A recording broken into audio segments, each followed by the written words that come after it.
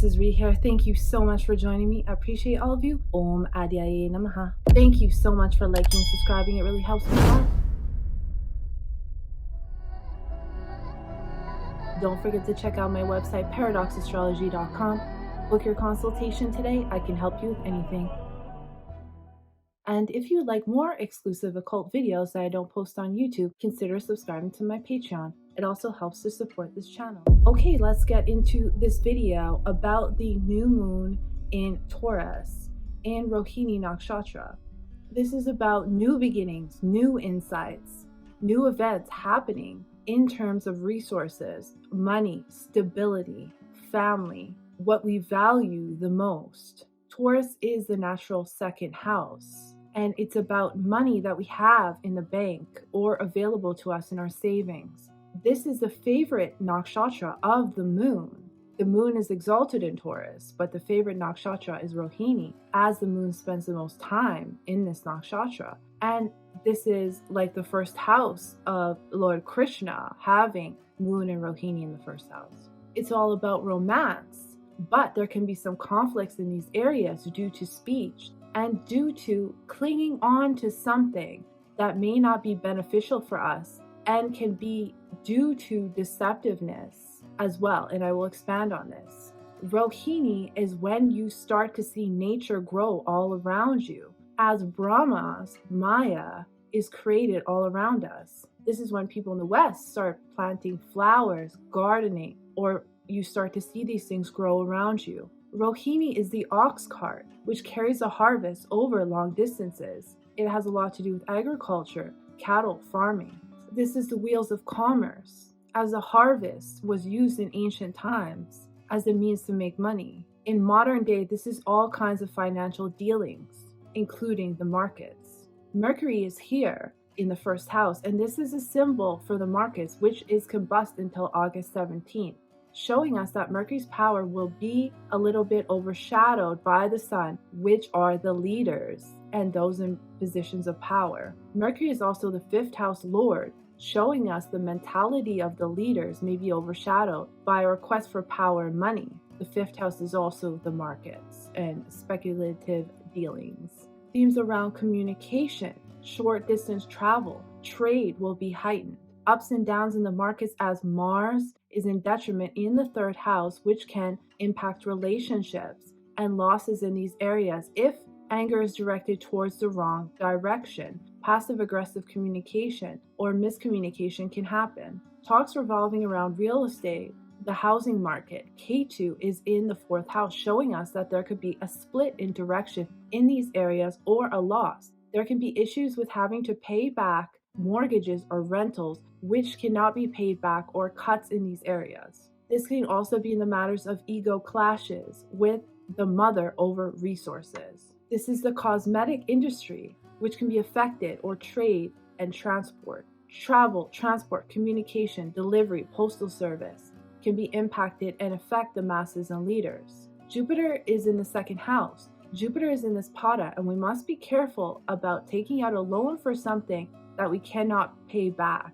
Or this can be someone who gives out loans who isn't paid back. This is in Aries Navamsha, which is the 12th house of this chart, and can show it an ending or losses, or can be gains from foreign lands or spirituality. A balance between the spiritual and the material is necessary. This is in the US's 7th house, conjunct its natal Mars. This can have to do with a loan for education and possibly foreign relations. It can be a major problem for the masses and the homelands, but will bring in money for the country. But many individuals will not be able to pay it back because the interest rate is too high. Businesses must be cautious of this as well. Those who work independently, those who work with their hands. We must also be careful of spending habits, because it is someone who gets rich but becomes poor due to their bad spending habits.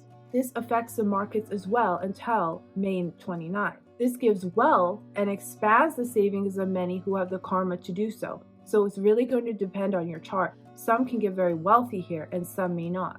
For some, it can help pay down debts and give opportunities in career. As this is in Gemini, this can have multiple opportunities to gain more income through a reputation in society Gains can suddenly come unexpectedly, and so can losses, as Jupiter is the 8th and 11th house lord. So it is a yoke for wealth, but it will depend on your chart. The only problem is Mercury is 12th from Jupiter in its own sign. Jupiter is in its own sign, which can signal losses or endings in the matters of travel and transport, but also finance. And Mercury is also not friendly to the moon and is combust, like I said. Communication can be affected. Mercury is in Kritika Nakshatra, which is all about higher education, learning from a university level. Money from universities can be affected, especially dealing with foreign matters. Communication can be very blunt, some can be very critical. On a higher level, many can be critical thinkers, see beyond the illusion, take steps in authoritative positions.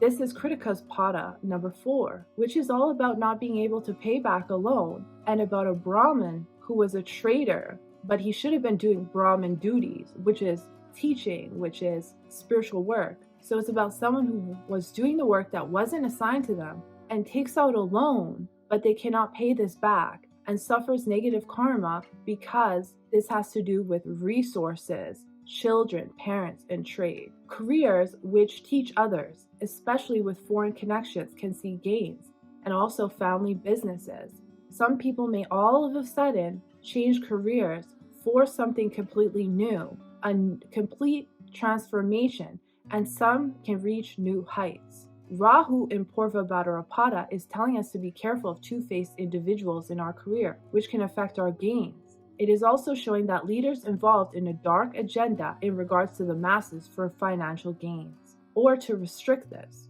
especially because Mars is in Ashlesha, showing deceptiveness in relationships in the matters of trade and transport. The leaders are gaining, but keeping this from the masses. Prices may go up on certain products, especially food and cosmetic items. Mars is aspecting Venus in Ashlesha. Relationships can be playing mind games, and sudden attractions to those in your social circles can happen. Some may be desperate. Jealousy can happen due to money or connections, as Pisces is in the 11th house, which gives great wealth and large connections. But there could be anger towards spiritual leaders. Mars has an 8th aspect onto Rahu in Aquarius, which can cause unexpected accidents in air travel, which can result in deaths, also involving water. Mars is in Ashlesha Pada 4, which involves someone expecting free housing, free land, free Airbnbs, something they never paid for but think they deserve. Service to humanity will be very important at this time, especially dealing with others and spirituality. Many gains and hopes and wishes can come true as long as compassion is there for the common man.